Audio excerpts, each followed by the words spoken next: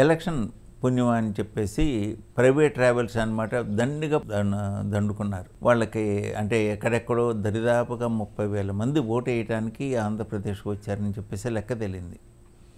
ఇప్పుడు మళ్ళీ వాళ్ళకు ఇంకొక ఛాన్స్ వచ్చింది. 9వ తారీఖున జగన్మోహన్ రెడ్డి గారిది ప్రమాణ స్వీకారం విశాఖపట్నంలోనే.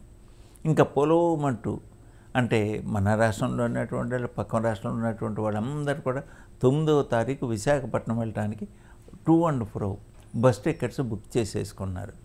ఈ హెవీ డిమాండ్ ఎప్పుడైతే పడుకున్నాయో స్పెషల్ సర్వీస్ అని అదని ఇదని వీళ్ళు టికెట్ రేట్లు మాట డబుల్ చేసేసారు ప్రైవేట్ ట్రావెలర్స్.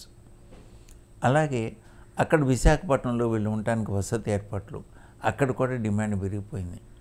మొత్తం అసలు ఓన్లీ ఈ యొక్క ప్రైవేట్ ట్రావెలర్స్కి అనమాట పంట పండినట్టే. 100% ఒకవేళ అనుకున్న రిజల్ట్ రాని పక్షంలో మళ్ళీ ఈ యొక్క అమౌంట్ రిఫండ్ దగ్గర మళ్ళీ ఒక పంచాయతీ జరుగుతుంది. అది దానికి కూడా సిద్ధమై ఉండాలి దానికి.